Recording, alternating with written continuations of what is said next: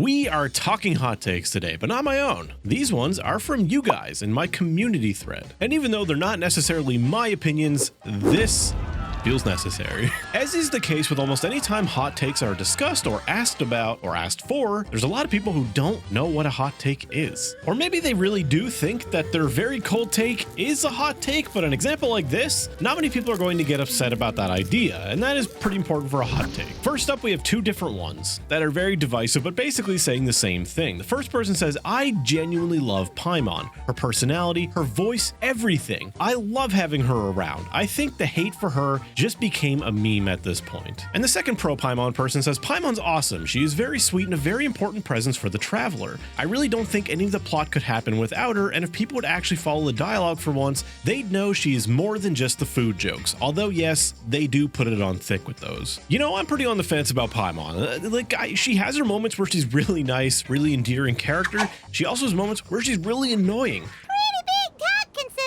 The beans we have. Over a year ago now, I even asked you guys in a community poll what you thought about Paimon, whether you loved her, hated her, or really didn't have strong feelings either way. Surprisingly, she came out pretty good. But I gotta say, having gone back and heard her original voice, dear God, it has changed a lot. But even if you're like me and you can look past the voice, her new voice doesn't really bother you that much. The problem with Paimon is it's like having the explain like I'm 5 Reddit with you at all times against your will. And you know what? As it turns out, people don't like being treated like an idiot all the time, and that's kind of what Paimon does. She's there to explain things to you in the most basic way possible, even seconds after a character just told you it themselves. Let's move on to one that is probably going to look like a cold take at first. This user says, you should absolutely be able to get a couple of primo gems from doing the 20-hour expeditions. It doesn't even have to be a lot. It can be just like 2 to 10 or something like that. They should also start giving fragile resin from events. Okay. So the fragile resin from events thing, that is as cold as it gets. That's Northwest Territories of Canada levels of cold take. Ain't nobody gonna complain about that. Primo gems from expeditions, on the other hand, oh please God no. I don't care how low it is.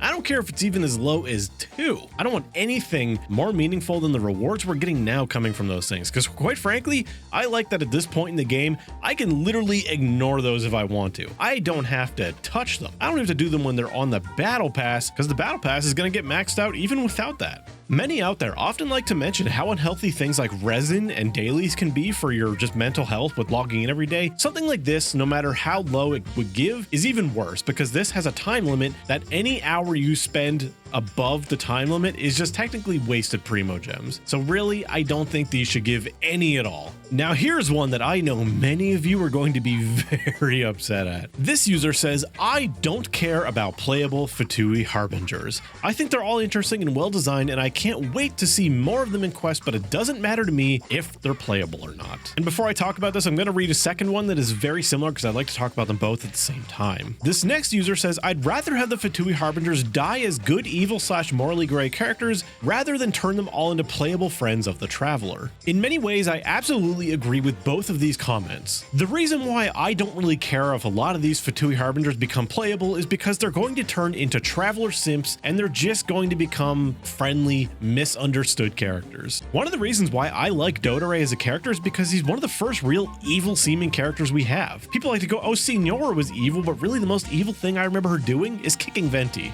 What I've always felt that Genshin has kind of lacked since day one was a real good solid villain, someone or some entity that is evil. I've always hoped that the Fatui Harbingers were going to end up being those characters. Sadly, it seems far more likely that we're just going to have the Bachelor or the Harbinger edition than actual villains who go down being villains. I do not want them to get the Raiden treatment. Please, for the love of God, do not give them the Raiden treatment. Time for one that I very strongly oppose. This user says, don't know if this is a hot take, but this game doesn't need a skip button, but needs more meaningful dialogue options and UI improvements. If I already know what to do instead of repeating the instructions, let me skip the entire dialogue process entirely. And if needed, provide a summary in the quest menu. This would cut down on dialogue and make certain steps easier to complete. And much like the last one, we have a second comment here that is very similar, so I'll read that as well. This user says they should not add even more ways to skip dialogue and cutscenes. It's a story-based game with lots of exposition and lots of hidden lore bits to expand on in the universe. If you don't like the story, the game isn't for you. Okay, this one is a good one for me to read because I represent the story skippers. I don't skip all of the story like many people in my Discord and also people who follow me think I do because of things I've said. I do generally read the Archon quests and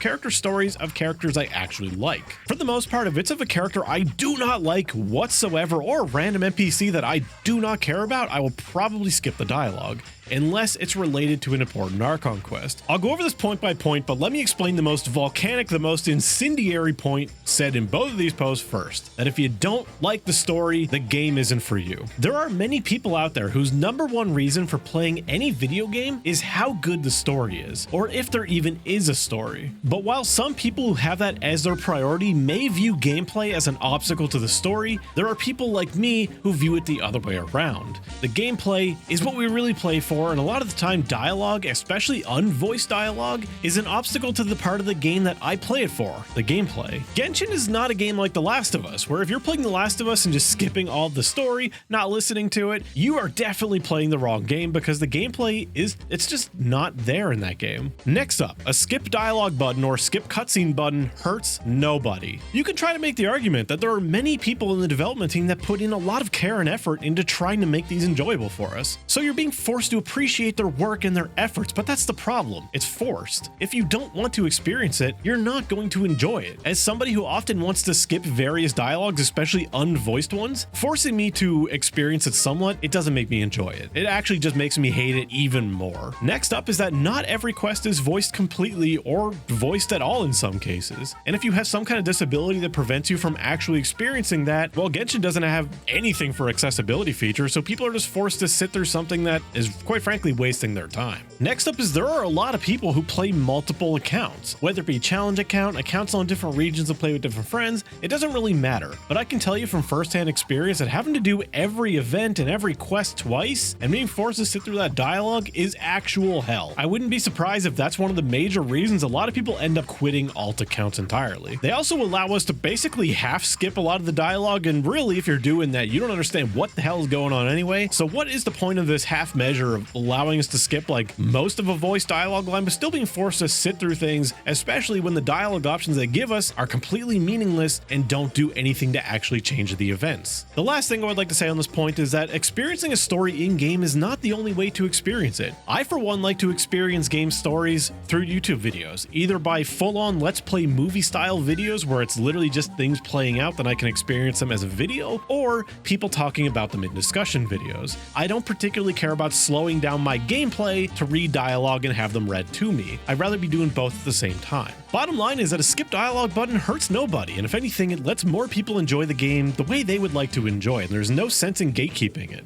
Next up, this user says you don't need Kazuo at a 36 star in any Spiral Abyss, and therefore he is not a must pull. I mean, come on, by that logic, literally nobody is a must pull. You don't need any one character for literally any one abyss. Most abysses are going to have some kind of alternative. But come on, we're talking about a character that is objectively very fun to almost every player in Genshin, very meta, interesting story, interesting design, and also one of the best exploration characters in the entire game. If he's not a must pull, then nobody is. Because I mean, like, come on, if you're gonna give that title to anyone, I think Kazuo is probably deserving of it. Here we go. Here's another one's gonna piss a lot of you off. This user says limited time event weapons/items should not be attainable outside of those limited time events because they are rewards for people who are playing at the time. Sure, it would be cool to have the Great Sea Bass or whatever that claymore is called, but I don't mind not having the rewards for those events because I wasn't part of the community then. The post does continue on, but the hot take part is there. And here's the thing. I do agree with this person, but don't. Before you get angry, I don't agree with the case of the Cinnabar Spindle. It's the only one of the event weapons that is truly like so much better than all the other alternatives for its respective character Albedo that it feels really bad to not have it. But the other ones, like, you're gonna be fine not owning things like the Sea Bass or Klee's little Dodoko tails, things like that, you'll be fine. Your account is not in any worse of a shape for not having them. Playing WoW for many years, you learn that you get a collectible, you're really excited about it, you feel good having something that not many other people have, and then they give it to everybody, and it doesn't doesn't feel very good. The have-nots get it and they're happy for a little bit, then they realize it ain't special anymore. Now, nobody cares. Granted, with WoW, it was things like mounts and collectibles that didn't actually impact the game in any way, but were just nice to have. These weapons, like in the case of the Cinnabar Spindle, that is a real impactful weapon that people just can't get, and they're really stuck with no great alternatives. So I really do wish they focused on giving more cosmetics and stuff, maybe event special skins that you can't even buy in the shop, or things like a special glider. You know, we have a lot of things that they could do, but they just don't. And while you're angry from the last one, let's make you more angry. This user says, Genshin honestly doesn't get good from a story perspective until Sumeru. While I don't feel particularly strongly about this either way, I know many of you will, so feel free to get upset in the comments. This user says, I like that they're taking their time with the skins and trying to weave them into the story. Look, trying to make them story relevant is really cool and all, and it does make them feel like they're not just coming out of nowhere, but at the same time, I think they are underutilizing skins massively. I mean, like, I just don't think these skins are worth their money for the most part. A lot of them barely change anything. They're mostly just like trading one dress for another dress. I want some skins with some armor, ones that really change the silhouette of a character in a big way. And quite frankly, it might be really difficult to just write some meaningful story where you can justify a character like, I don't know, Rosaria coming out of nowhere with a full suit of armor. But that would be sick. I know it also makes no sense because she's an assassin, but she's the first character that came to mind. Okay, the last one here. This user says, Dendro was a great addition to the game when it was just released and all we had was Traveler, Kale, and Tighnari. Once they started adding really powerful characters like Nahida and Alhaitham, it made the game much worse. Quite frankly, this is a topic that could probably have a video of its own, but let me talk about why I think that this is probably kind of true. Look, when Dendro didn't exist, a reaction like Vaporize teams like Hu Tao already made teams like Electrocharge teams feel pretty bad. So when we have reactions like Dendro reactions that make Vaporize feel kind of bad, well, then you have a problem. Those old reactions that were already struggling to stay above water are now drowning at the bottom of the sea. Problem is Dendro reactions are a lot of fun, and when many of us were using the old reactions for a couple years, well, of course we want to move on to the new exciting Dendro element, even though some people resisted it and still don't like using it to this day. The game, especially the Spiral Abyss, it seems like the difficulty is being bumped up to the level that Dendro's put it on. And while we have really powerful characters like Yu'lon and Xingqiu, the problem is those units are also being used to make Quick Bloom very strong as well as regular Bloom teams and Burgeon teams, and they're kind of used everywhere because Hydro and Dendro, they go hand in hand right now. Chances are that every single one of you watching this has probably had a negative or positive reaction to one of these hot takes. So if you have, leave in the comments below. Fight with your fellow viewers, but you know, be civil, be nice. We all play the same game here, even though most of us seem to hate it and play it anyway. We're all still playing it. So thank you to my members and my patrons. Thank you to you for watching, and I'll see you in the next one.